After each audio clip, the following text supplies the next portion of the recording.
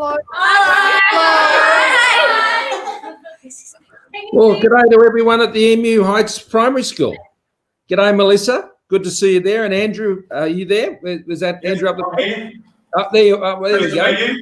Nice to meet you too. It's great to be joining you here from Canberra this morning, where I'm in isolation, but not isolated from Emu Heights, which is great. How are you, Melissa? Doing really well, PM. It's fantastic to be here at Emu Heights. Well, tell me a bit about this amazing school. Well, Emu Heights Public School Year 6, we're really looking forward to going to Canberra this year, and they were unable to go, so we thought we'd do the next best thing and bring the Prime Minister to them. They're really excited. One of the things I like best about this school is their school motto, which I sent to you, PM, and that's happiness by helping. And I think that's a wonderful motto to have for a school, and I know that kids live by that motto every day. They're a great bunch of children, but most of all, they're really excited to speak with you and ask you some top questions. Well, I'm looking forward to that. I'm sort of keen to know from them too how we've gone through what has been a really difficult year, how they've been putting that motto into practice, because that's been a really important way that Australia has got through this year. People have been helping each other and looking after each other and supporting each other and being understanding of each other. I think that's been a really important part of how Australia has done so well. And I'm sure the boys and girls there have been no exception to that, and helping out their parents at home, particularly when they were homeschooling and all of those sorts of things. So it's been a difficult year, but it's great to be with you. What I think it's best we just get straight to the questions, Melissa, and hear from the boys and girls themselves. Yeah, kids, are you ready for your questions? Yeah. Would you like to start, Sophie? Yes. What is the most challenging, interesting question that you have been asked when speaking with kids? And that's from Sophie. Would you like to say your names when you answer? That'd be great. Thanks, Sophie. Well, Sophie, many years ago, I wasn't really expecting this question, but somebody asked me what sort of car I drove. I get all sorts of questions, and that's why it's great talking to boys and girls about the things that they're interested in, and I get questions about, how well will the Sharks do next year, or and I hope they can do as well as Penrith did. It was a shame that Panthers didn't get there. I was there at the grand final, barracking for the Panthers because my Sharks weren't there, and I thought they had a great season, and it was a shame they couldn't get the final win, but they were a tremendous team. I thought they were the best team all the way through the year. They certainly beat us by a long stretch on 2 occasions. So anyway, I get all sorts of different questions from, issues about, recycling and the environment, which we're doing a lot of things on. We've banned plastics being sent to other countries, all of our waste. We just passed those laws. Melissa's voted for them in the parliament just recently. We're trying to clean up our oceans. We're trying to get the plastics out of our rivers and to have more recycling plants to recycle plastics and bottles and paper and all of these sorts of things. It's a big initiative we've got happening at the moment, getting more recycling across Australia. That was a great question, Sophie. Next. Sophie. Hi, I'm Sophie again. I'm Sophie. Do you actually like the nickname ScoMo, or would you like to be called something else?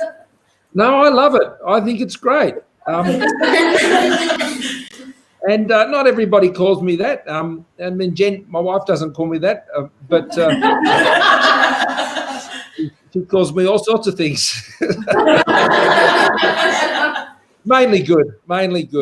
But no, it's. I think it's great because I think Australians should feel that they can just have a normal relationship with their Prime Minister and feel accessible. I like it particularly when I got to say, when I go down to the footy and people yell out to ScoMo and or in the street or anything like that. I've always liked it. It helps us all sort of be connected at the one level, which I think is great. That's the thing about Australia. We're all the same. We all do different jobs. Doesn't matter whether you're Prime Minister or you're a school teacher, a nurse, a doctor, or drive a truck or work in a shop, or we're all just doing what we hopefully love doing, and we do it the best way we can. Thank you. Thanks, Sophie. Next. Hello, my name's Matthew, and my question is, what do you see as the biggest priorities for Australia heading forward? Well, look, right now, it's really important we get through COVID-19. and that we keep Australia healthy and that we regrow our economy. So many people through this year have had such a bad time. They've lost, in over 900 cases, people have lost loved ones to this terrible virus. Now, that's much less than other parts around the world. Australia has done better than almost any other country in the world on this when it comes to the health side. But so many people lost jobs, so many people lost their businesses, and we've got to help Australia get back up on its feet. And the good news is that's happening. 3/4 of all the jobs that were lost when we had to shut everything down back in March have already come back. And that's really good news. People are getting their jobs back. People's businesses are opening up again. You would have seen that out there in Penrith too. I hope, Melissa, and more shops doing better and people getting around and people are getting more confident again. So that's my main priority, as it has been all year, is to make sure that we can get our economy growing again and we keep everybody healthy. Next year, we'll have a vaccine, we believe, and we've done a lot of work on that to make sure we've been getting up the front of the queue on all these vaccines. We're actually making one of the vaccines for COVID-19 right now. We're actually making it down in Melbourne, and it's a vaccine that was developed by the University of Oxford University over there in the UK, and they are making that right now. So that's really exciting. So I'm looking forward to a better year next year. All the other big issues about looking after our environment and keeping Australians safe, and particularly the mental health of Australians, and looking after our elderly citizens and the aged care system, all of this is just as important as it always has been. But importantly, we've got to get Australia moving again and with our economy and keep people healthy. That was a really big question. Well done. I think. Excellent. Next. Hi, I'm Amber. I was wondering, how do you manage your time being a Prime Minister as well as a normal family life?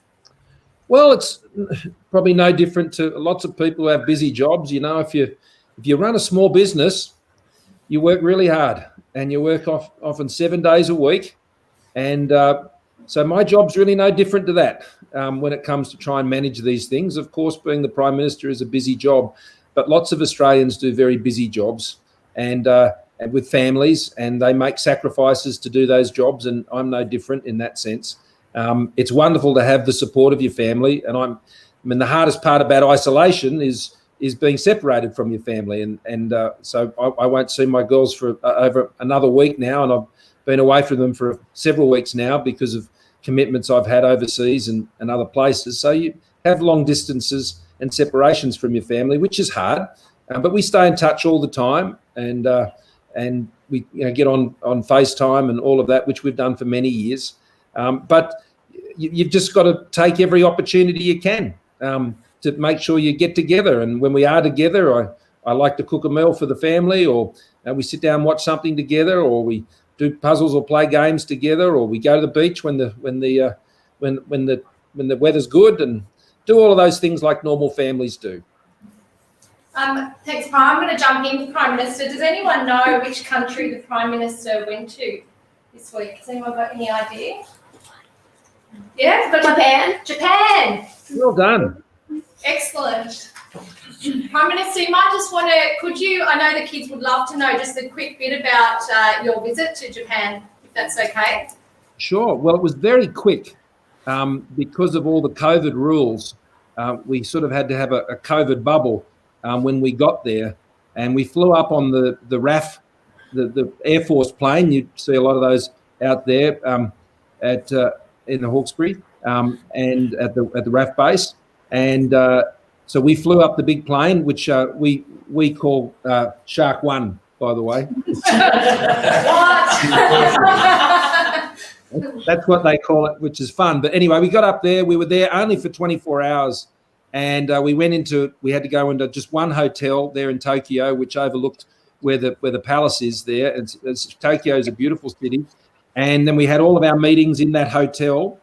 I met with the former Prime Minister, Mr. Abe, and I met with people who run all the big energy production, the gas plants and all those sorts of things in Japan. I also met the president of the International Olympic Committee because the Tokyo Olympics are on next year. and Australia is hoping to host the 2032 Olympics in Brisbane. And so every time I'm in the same city as the IOC president, I try and have a meeting with him to keep pushing Australia's case for that. And John Coates, who is well known out your way because he was a rowing coach out there on the Nepean River for a long time, as Australia's head of rowing. But then we met with the Prime Minister at his offices there in Tokyo, and we had a dinner together and a private meeting, and we made a big agreement about how our defence forces would work together. And the only other country that has an agreement with Japan like that is America, and that was done 60 years ago. So this was a pretty big deal. And so it was good to go up there. And anyway, next morning we got straight back on the plane and came back here. And in that big plane that the Air Force have for me, it's got all sorts of technology, which means I can work while I'm on there and I can link up with people on video links and do all those sorts of things. So these days as Prime Minister, you don't really ever clock off because wherever you are, you can always be in contact with people, and that's good. It helps me do my job. Thanks, PM. Next question.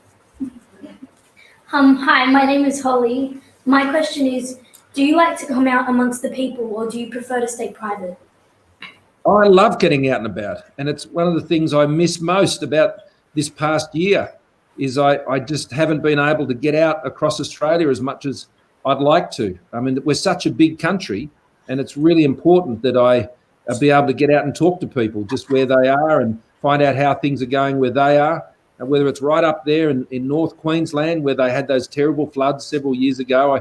I like to check in on them and see how they're going and all the farmers and how they've got through the drought right across the country. Or I like to go out into the regions, where they make our steel and our aluminium and all of these sorts of things and find out how they're going, see how the doctors and nurses are going, check up on our Indigenous communities and see what's happening there, or just get out amongst the suburbs, in my own community, back home in Sydney, and talk to people and see. I mean, as a Prime Minister, you've got 2 ears and you've got 1 mouth, and you've got to use them in those proportions. You've got to listen more than you talk. And getting out and about is a good way to help me listen to people. Well, thank you. Next. Hi, my name is Sabelle, and my question is, did you ever get lost in the Parliament House? Don't think he does now. Well, no, I didn't really, because I worked around politics also before I became a member of Parliament. So I used to spend a fair bit of time down there before I became a member of Parliament. And so I've always sort of known my way around there pretty well.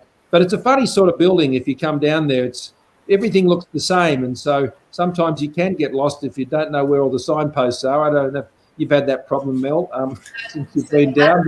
But you got to know your routes to where you get to and all that sort of thing. And you got to get in that chamber within 4 minutes. You can't miss divisions. And I think I've only missed 1 division in 13 years. So that's not a bad record.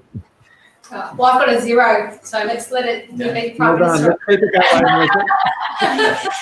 way. Thank you for your question.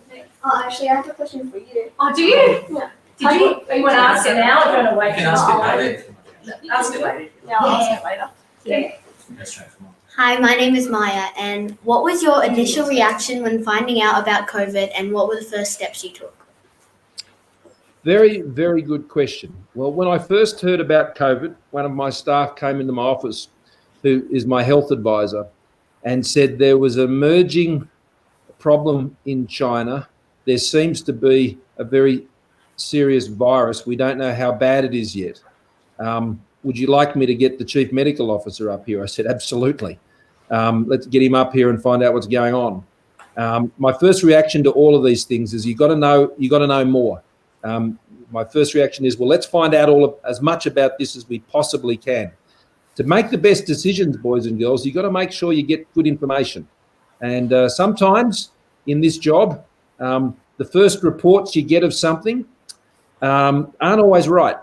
And so you've got to be careful that you make a response that is well informed. So when you hear about something like that, you go, well, that sounds a bit concerning. Get me the best expert in Australia in here to tell me what's going on. And so that's what we did.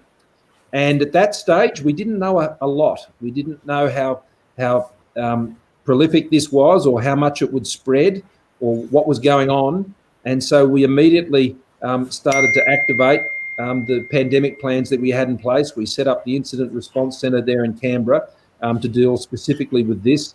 And then from there, we just kept making decisions. We shut off the borders. First of all, we stopped any flights coming out of Wuhan, and then we stopped the flights, people coming to Australia from China. And then we ultimately did that right around the world. And we were one of the first countries to do all of those things.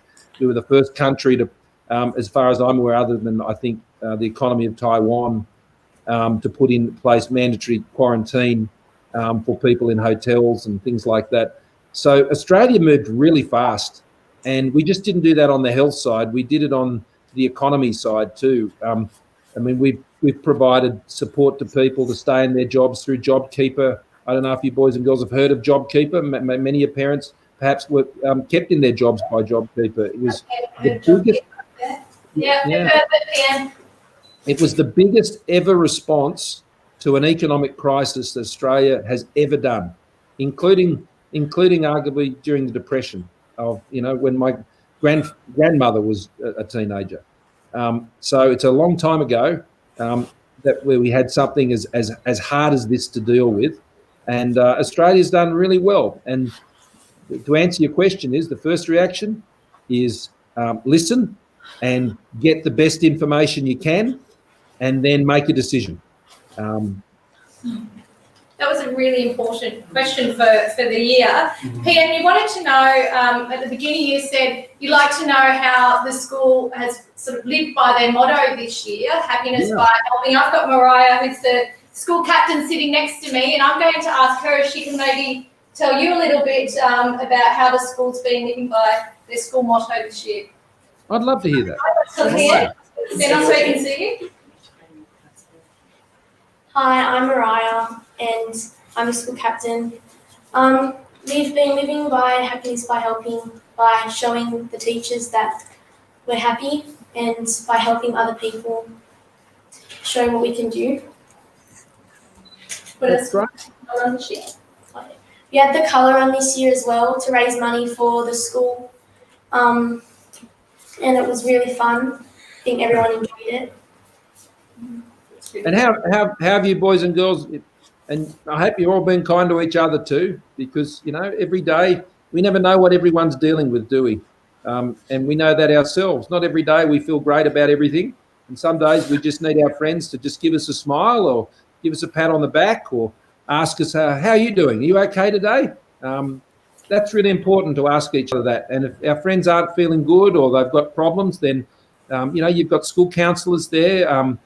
You've probably got one of the pastors' programs there too. Perhaps I'm not sure, Melissa. You'd have to let me know. But it's important that if you don't feel right about something, or you feel uncomfortable, or you're just feeling a bit down, or something like that, there's plenty of people at this school who can help you, and it's good to reach out to them. Mr. Hooper, I'm sure, would be able to help you most of all. That's a really good message. Thanks, PM. I'm going to throw to the next question for the Prime Minister. Who's got that? I'm Dave. What is most challenging about being Prime Minister? Well, there are many things that are challenging about being Prime Minister, but I love the job. I've always loved being a Member of Parliament, a Minister in the government. It's a great privilege. That's the most important thing about when you're Prime Minister. You have to remind yourself every day that it's a great privilege to do this job, and each day I have the opportunity to do that. I'm very thankful to the Australian people and to all of my colleagues like Melissa who support me so strongly. But the thing about being Prime Minister is you've got to try and keep everybody together. That's really important. There are so many challenges that we have. You've got to set clear direction about where you want to go, like opening up Australia by the end of the year. And that's what I said to all the premiers that we had to achieve, and we're going to achieve that, with the exception of Western Australia. And we understood when we set that goal. It's all about setting goals about where you want to go, and then it's about trying to keep everybody together, as many people as possible, to help you get there. That's really what leadership's all about. If you're a leader, because if you look behind, there are people following you. If there's no one following you, well, you're just going for a walk. And it's important as a leader that you've got to take people with you and keep people together. And I've got a great team, which Melissa's part of. And if I don't have Melissa as part of my team, then I don't have a team. And she's doing a great job out there, and she does the same thing in your community. She brings people together to solve local problems and to get things done, and my job's no different. It's just done on a national and international scale, and it's a great privilege to do it. The Prime Minister is sometimes like our school principal. So he sets the rules and he gives us the things that we're doing for the year, and we all come in together as a team, just like you do in your classroom, and work together to achieve those things. Who's next for the Prime Minister? Hi, I'm Molly. Who's your biggest influence and why? Well, that's a really good question. All throughout my working life, I've always sought out mentors, people that can help me, people who've done things before in whatever job I've been doing. And I've had a lot of those over my working life. When I was the Treasurer of Australia, I used to talk a lot to the former Treasurer, Mr. Costello, who did that job for 11 years. And so I'd often talk to him. In this job, I talk a lot to Mr. Howard, who was the Prime Minister for over 11 years. And we talk to each other pretty regularly, and I talk to him about what's going on, and he's very encouraging, and he gives me good advice, and he's a great support. But I have lots of friends, and of course Jenny and the girls, they're a great influence on me more than anything else. But as many probably people know, my faith is very important to me just as a person, not as a politician. It's a big part of who I am, and so my local church community down there in Sutherland is very important to me as well. And I have lots of friends there, and they're very supportive to me as well. It's a great question. Does anyone else have another one for the Prime Minister? Yes.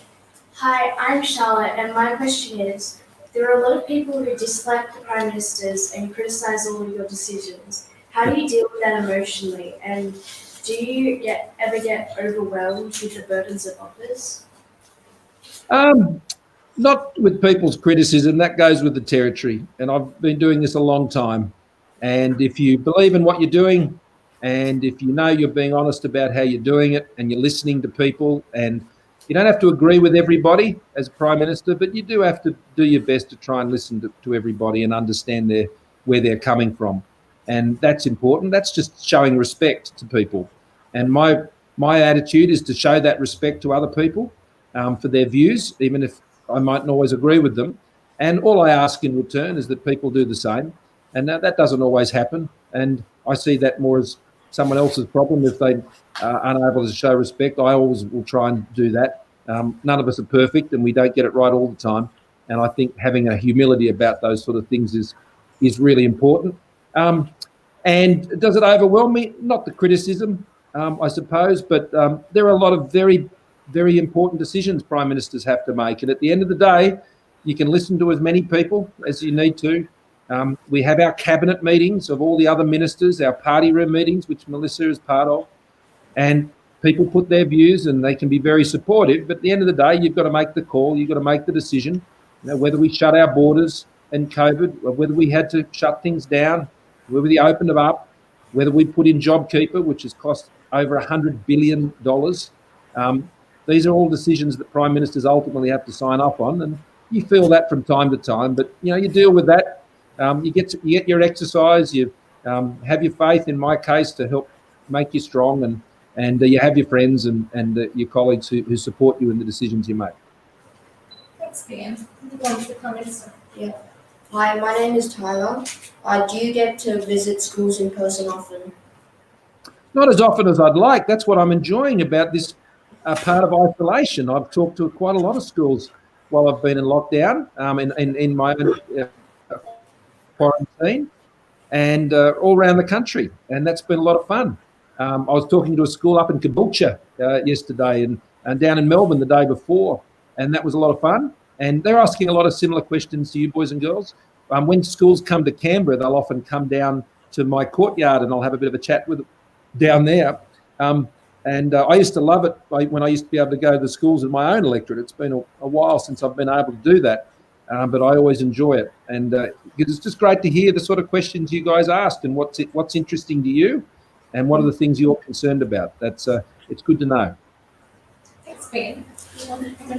Hi, I'm Estelle, and my question is, we know that being the Prime Minister would be a hard job, particularly this year, but what is the best part of being Prime Minister?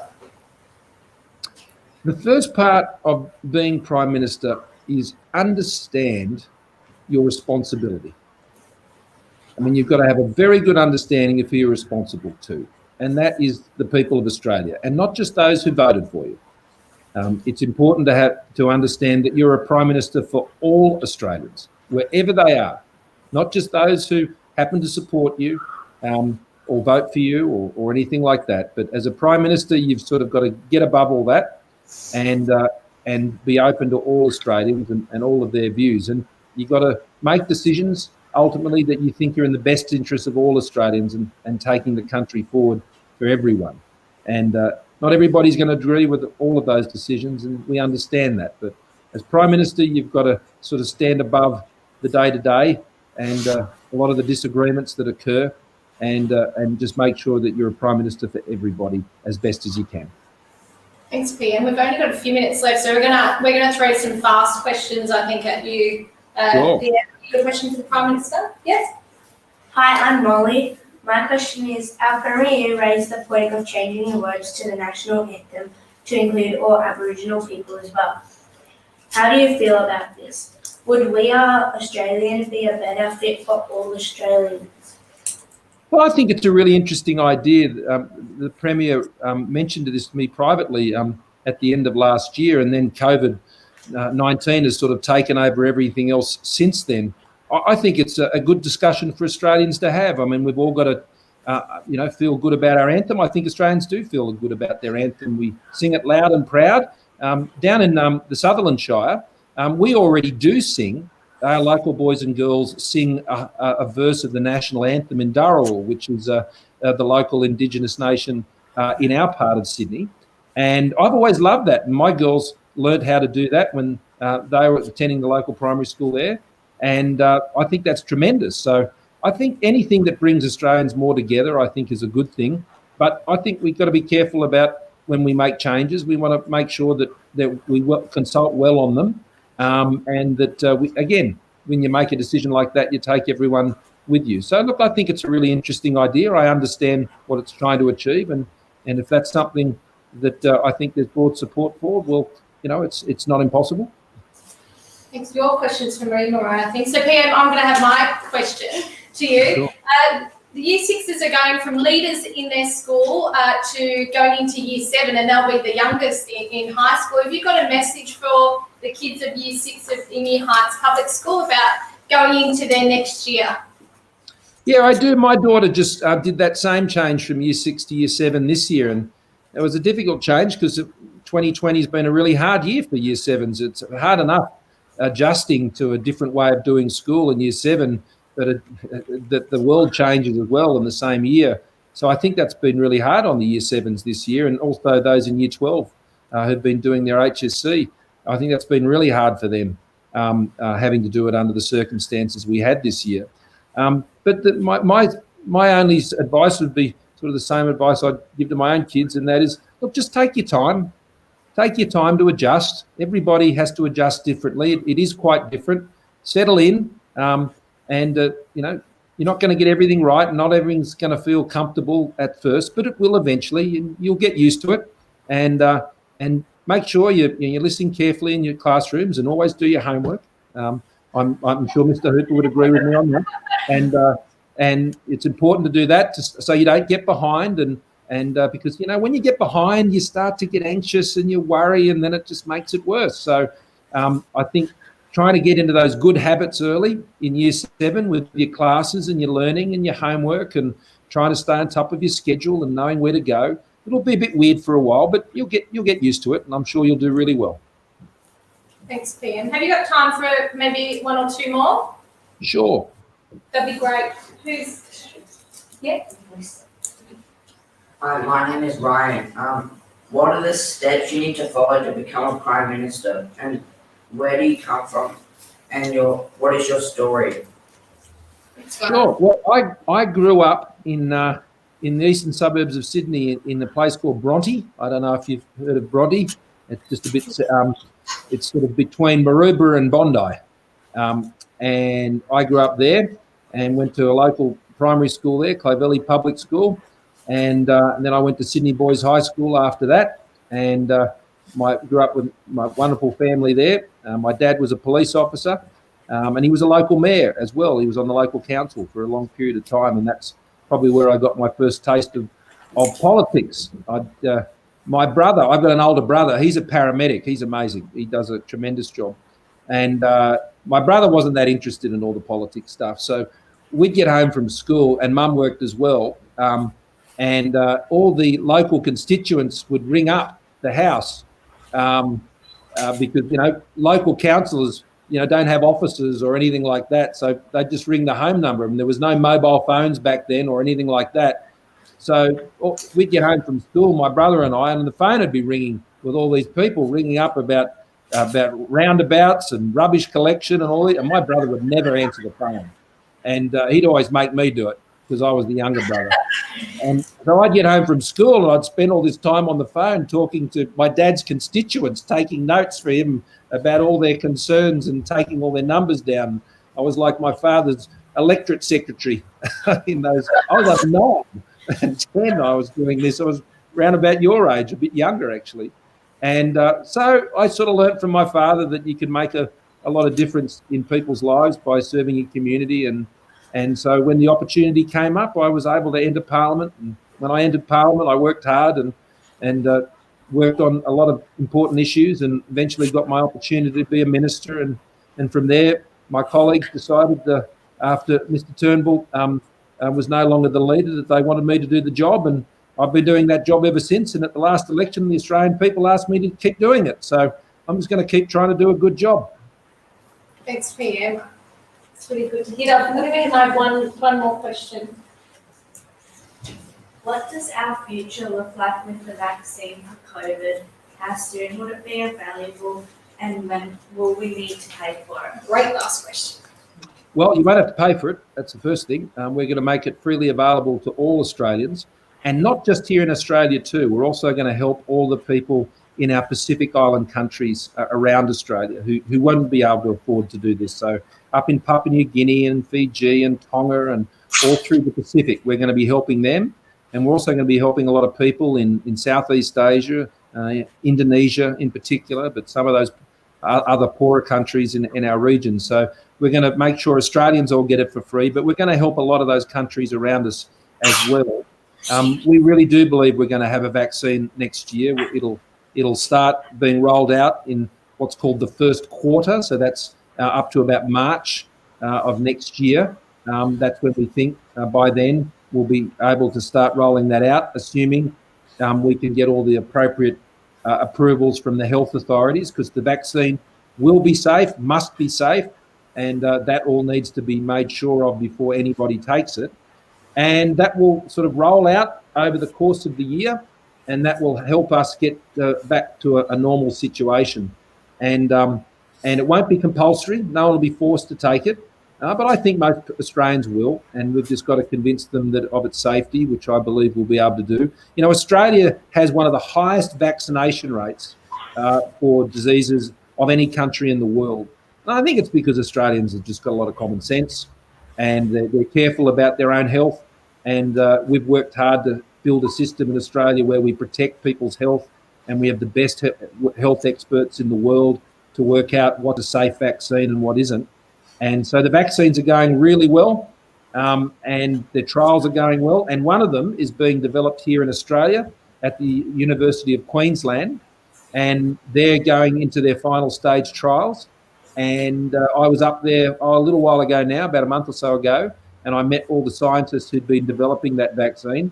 And I said, if you've got to work back late and anybody's giving you a hard time about coming home late, tell them I said it was okay, because the longer they're working out that vaccine, the better it is going to be, not just for all Australians, but all around the world.